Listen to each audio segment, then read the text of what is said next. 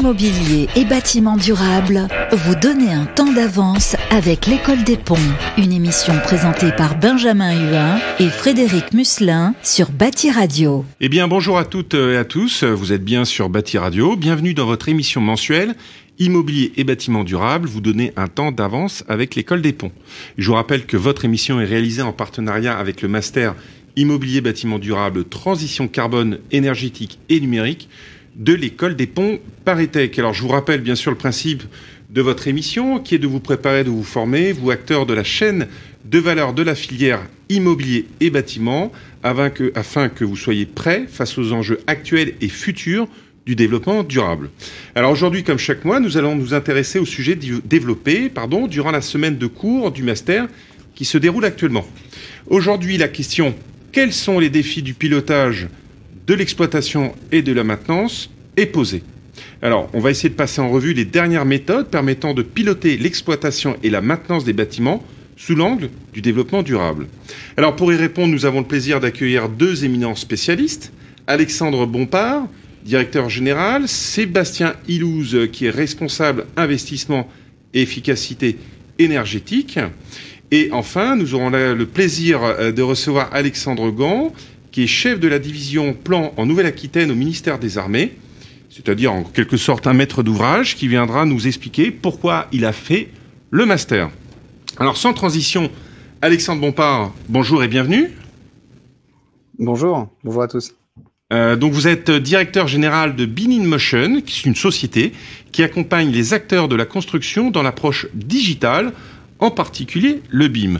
Vous avez publié un document intitulé Le BIM GEM, pourquoi et comment, qui est disponible sur le site d'Exabim. Enfin, vous êtes intervenant de la semaine de cours du master dont le thème est le pilotage de l'exploitation et de la maintenance. Alors Alexandre, quand on parle de pilotage de l'exploitation et de la maintenance, est-ce que l'on parle systématiquement de BIM ? Alors, tout d'abord, j'aimerais préciser le terme BIM qui n'est pas forcément connu de tous. Quand on parle de BIM, on parle d'abord de processus collaboratif autour de la gestion de la donnée. Ça va un peu plus loin que la simple production de maquettes numériques que l'on retrouve assez facilement sur des projets neufs et de réhabilitation. Et encore pas assez en exploitation maintenance. Alors c'est vrai que si on fait un retour un peu en arrière, il y a 15 ans, on n'avait pas de BIM en exploitation maintenance. On commençait à en percevoir en phase de conception et de construction. Aujourd'hui, ça se développe très progressivement.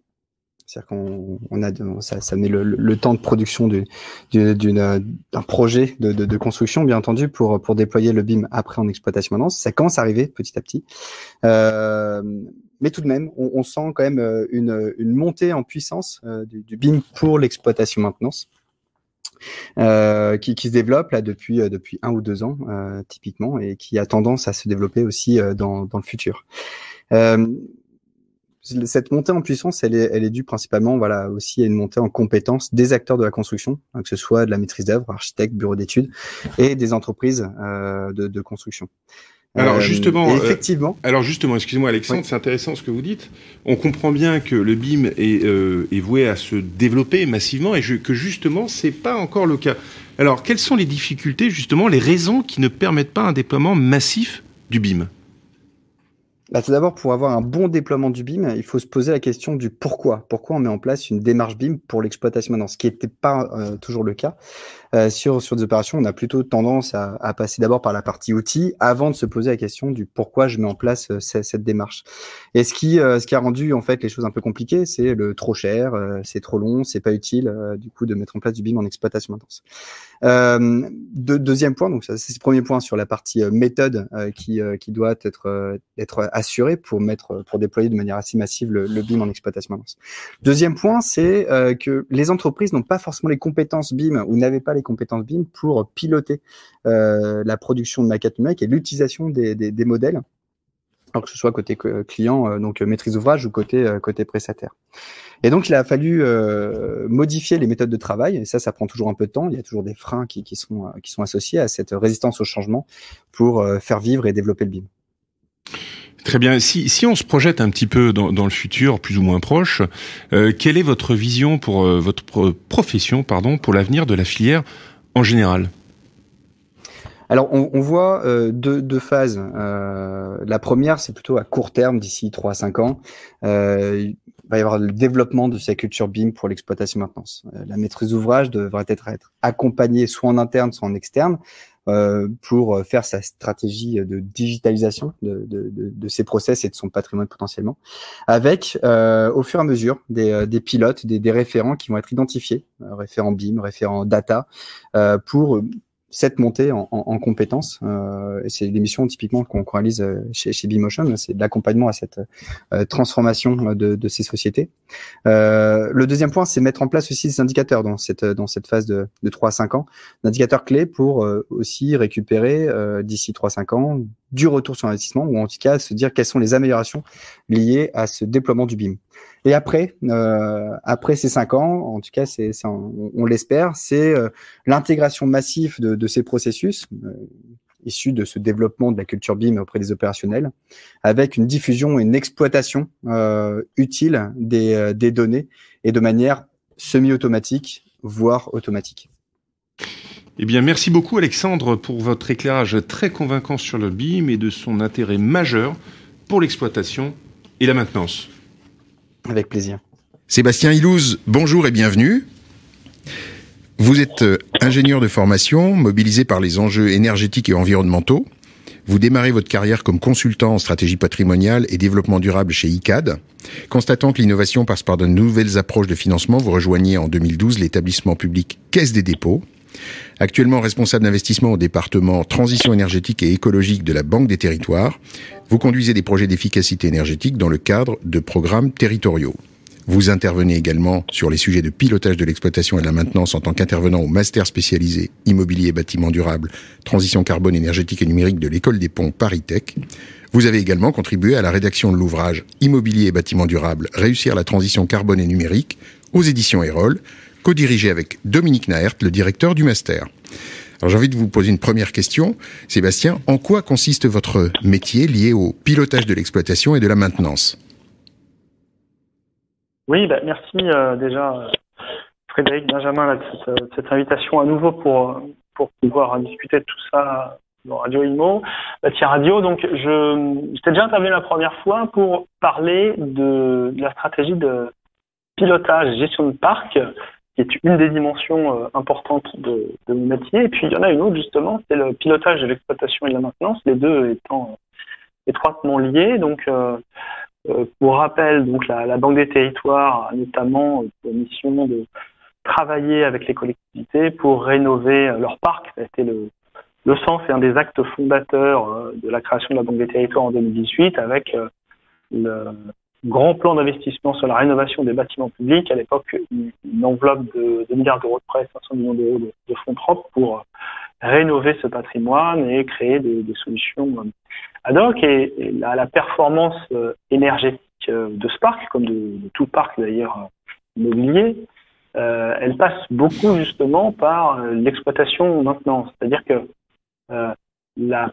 qualité intrinsèque d'un bâtiment n'est révélée qu'avec une exploitation maintenance performante et puis des utilisateurs qui sont aussi mobilisés pour optimiser globalement tout ça. Et donc c'est bien une chaîne de valeur qu'on adresse totalement. Et donc cette chaîne de valeur, elle peut être totalement anéantie, dirais-je, annihilée par une exploitation maintenance défaillante, ou au contraire être totalement transformée, galvanisée, optimisée grâce à ça. Donc l'exploitation maintenance, c'est un petit peu quelque part là où tout se joue, et tout bon acteur de l'immobilier doit comprendre ce qui se joue au moment de l'exploitation maintenance s'il veut pouvoir avoir des opérations performantes. D'accord, très bien, merci. Dans votre métier, quels sont les défis et éventuelles difficultés auxquelles vous faites face ? Comme je le disais, le travail de la Banque des territoires qui est d'accompagner sur le long terme les maîtres d'ouvrage du patrimoine public, alors notamment des collectivités, mais ça peut être aussi des universités, ça peut être les hôpitaux, donc voilà, tout maître d'ouvrage public en dehors, dirais-je, de vraiment patrimoine de l'État et du ministère, on retrouve justement deux enjeux très importants que sont la capacité de maîtrise d'ouvrage dans le cadre de la réalisation d'une opération de rénovation, puisqu'on est toujours sur ces rénovations énergétiques, et puis deux, à nouveau, je dirais la capacité du maître d'ouvrage, mais là, plutôt dans sa capacité à pouvoir mettre en place une maintenance performante. Alors on parle beaucoup, et d'ailleurs on en reparlera je crois à l'occasion de cette émission, de ce qui est notamment le BIM, avec Alexandre Bompard qui interviendra, et là je dirais qu'on est dans des pratiques d'excellence.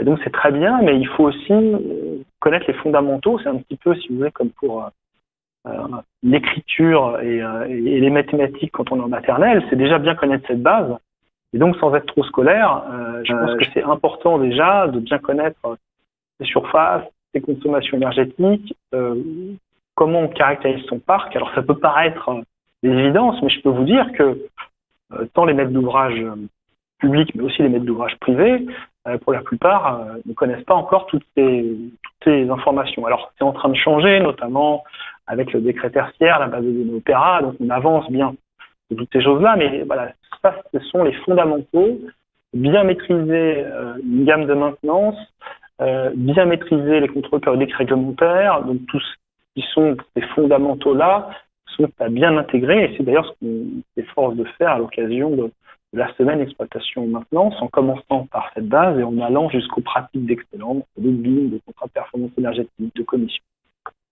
D'accord, merci. Si on se projette un peu, comment voyez-vous évoluer le métier et le rôle de l'exploitation maintenance des bâtiments dans les années à venir ? Eh bien, moi, je prends le pari d'un rôle qui va devenir de plus en plus crucial, justement, comme je le disais, pour avoir un pilotage performant, à la fois sur le point de vue évidemment économique, mais aussi d'un point de vue écologique, énergétique, et puis même d'un point de vue social, pour avoir des bâtiments qui soient confortables, qui soient sains. Donc, ce rôle de l'exploitant mainteneur, qui, il y a encore une cinquantaine d'années, était consacré à l'expression chiffon-burette, la personne qui est à la chaufferie et qu'on vient voir que quand il y a un problème de température, et depuis des années en train fondamentalement de se transformer pour devenir une vraie offre servicielle de performance énergétique et environnementale. Et donc cette dimension-là, elle est fondamentale et va se développer, et donc on est en train, au sein même de toutes ces organisations, de ces énergéticiens, de ces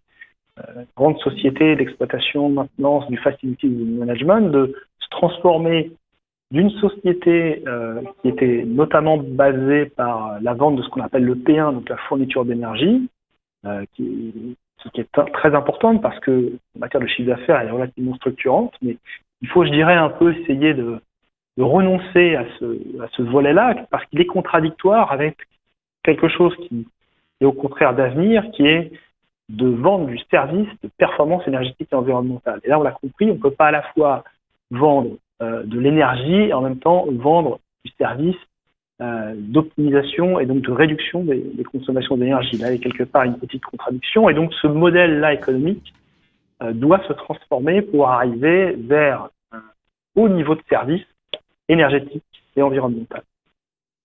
Très bien, parfait. Merci beaucoup Sébastien pour votre éclairage. On note cette évolution du métier vers une offre servicielle liée à la performance énergétique et environnementale qui ouvre certainement de nouveaux champs d'investigation et de débouchés. Et on perçoit bien la différence et les complémentarités entre votre activité et celle d'Alexandre Bompard que l'on vient d'écouter. Merci beaucoup. Merci beaucoup Frédéric. Alors aujourd'hui, nous recevons Alexandre Gand, diplômé du master en 2021. Je rappelle qu'Alexandre est chef de la division plan en Nouvelle-Aquitaine au ministère des Armées. Alors Alexandre, la première question donc, en substance, qu'est-ce que le master vous a apporté dans l'exercice de votre métier et également effectivement dans votre organisation ? D'abord, bonjour à tous. Donc après une réussite à un concours au sein du ministère des Armées, j'ai eu l'opportunité de choisir une scolarité de haut niveau. Mon choix s'est rapidement porté sur le master IBD, donc immobilier et bâtiment durable, pour plusieurs raisons. Au-delà du prestige de faire une scolarité au pont, le format d'une semaine thématique me paraissait pertinent et compatible avec mon emploi du temps. En effet, au début de cette aventure, j'étais chef d'une unité de maintenance à Toulouse. Il était donc plus facile de s'absenter et de monter sur Paris pour des modules cohérents et complets. Mais c'est surtout le contenu du master qui a guidé mon choix, confirmé par les bons retours que j'en avais. Et également, je voulais une formation assez généraliste pour embrasser les défis de demain, mais également technique pour avoir une réelle plus-value professionnelle. C'est une scolarité dense et exigeante qu'il faut mener de front avec son poste, mais à mon avis, cette formation est une solide plus-value pour l'employeur comme pour l'auditeur. C'est du gagnant-gagnant. Tout d'abord, une plus-value pour l'employeur, qui investit dans un ingénieur afin d'avoir un manager capable d'appréhender les défis énergétiques de demain et de démontrer la sensibilité qu'il porte à ce thème. Il faut prendre en compte que le ministère des Armées administre 40% du parc immobilier de l'État. Pour cela, il s'appuie sur le service infrastructure de la Défense, qui gère 2,5 milliards d'euros pour environ 30 millions de mètres carrés de surface bâtie. Au vu de ces chiffres, vous mesurez la nécessité d'avoir des cadres formés et sachant prendre du recul avec une vision d'ensemble sur le bâtiment. Le ministère a toujours investi dans la formation de ses personnels tout au long d'une carrière. Puis c'est également une plus-value à titre personnel, une aventure humaine et professionnelle exaltante, valorisante. Bien que déjà expérimenté, ceci m'a permis de me remettre en question, de progresser, de remettre à jour mes connaissances avec de grands spécialistes des domaines abordés, mais également de m'enrichir en confrontant mes idées et en échangeant avec des intervenants comme les autres mastériens. Enfin, à titre personnel, cette formation a concouru à une promotion interne et a consolidé ma prise de poste comme représentant du maître d'ouvrage à Bordeaux. Merci Alexandre pour ce retour d'expérience et puis ces bonnes nouvelles. Finalement, vous avez pu franchir encore un échelon hiérarchique, c'est très bien, effectivement. Bravo. Est-ce que vous pouvez nous préciser le sujet de la thèse que vous avez réalisée, ainsi que les raisons de ce choix? Alors, le service infrastructure est riche dans sa diversité des sites à soutenir. Casernes, bases aériennes, ports pour navires ou sous-marins, centre d'essai de la Direction générale de l'armement, mais également riche en métiers. J'ai pu travailler en maintenance, être maître d'œuvre pendant plusieurs années, conduire des opérations d'infrastructure et enfin être maître d'ouvrage et piloter des nombreux projets en Nouvelle-Aquitaine. Fort de cette expérience, j'ai pu constater que la perte de données entre les différents acteurs tout au long d'un cycle de vie et les projets du poids financier de la maintenance et de l'énergie sur le cycle de vie représentaient des sommes colossales. J'ai alors souhaité exploiter ces connaissances acquises lors du master et mon expérience personnelle pour prendre du recul sur les projets et établir un plan d'action qui permettait, et c'est le titre de ma thèse, d'améliorer le processus d'une opération d'infrastructure afin de maîtriser le coût de la maintenance. Sujet dont la pertinence se confirme, voire se renforce au vu de la situation actuelle internationale et le coût de l'énergie. L'objectif est d'utiliser des leviers comme le commissionnement, le management ou la gestion de données, en particulier le BIM, afin de limiter les pertes de données aux interfaces entre phases et acteurs, afin de limiter, en tout cas de maîtriser les coûts et l'incidence financière. La finalité est de concourir au respect d'un triptyque performance-coût-délai pour satisfaire pleinement le client et optimiser l'investissement. La maintenance comme l'exploitation doivent être prises en compte dès le début d'un projet. Laisser la maintenance de côté, parfois par méconnaissance, souvent par manque de temps, est une erreur commune mais qui coûte cher. Ce n'est pas une phase finale, mais la suite logique, réfléchi, mûri d'un projet cohérent et construit dans le cadre du numérique et de la performance énergétique. Il faut capitaliser sur la donnée pour consolider la connaissance de son patrimoine et ainsi mieux le gérer. Certains mots-clés prennent tout leur sens dans le cadre du bâtiment durable, anticiper, manager, capitaliser et donc économiser. En conclusion, cette thèse fut pour moi une chance de faire un véritable travail de fond, fort de ces nouvelles compétences acquises au master. J'ai pu aboutir, j'espère, à des actions que j'ai souhaitées les plus concrètes possibles afin de les mettre en œuvre rapidement dans le cadre de mon nouveau poste. Merci beaucoup et merci à vous trois, Alexandre, Sébastien et Alexandre, 2 Alexandres aujourd'hui. Nous vous retrouvons cette semaine au Master Immobilier Bâtiment Durable pour approfondir ces thèmes passionnants, bien sûr. Nous rappelons à nos auditeurs la parution de l'excellent livre Immobilier et Bâtiment Durable, réussir la transition carbone et numérique aux éditions Erol, ouvrage écrit en collaboration avec le Master du même nom et qui reprend son programme. Vous trouverez également toutes les informations de notre Master sur le site de l'École des Ponts, écoledesponts.fr. Eh bien, c'est ainsi que la première saison de votre émission préférée s'achève. Nous espérons, Frédéric et moi, que vous avez eu autant de plaisir et d'intérêt à nous écouter que nous avons eu à préparer et à présenter cette émission autour de ces thèmes tellement d'actualité. Merci à nos invités. Merci à l'École des Ponts. Merci au Master. Merci à Jean Carassus, à Dominique Nert. Et bien sûr à Bâti Radio, sans qui ces rendez-vous mensuels n'auraient jamais pu se produire. Et bien sûr, merci à vous pour votre fidélité. À très vite. À bientôt. Immobilier bâtiment durable avec l'École des Ponts, une émission à réécouter et télécharger sur Bâti Radio et sur toutes les plateformes de streaming.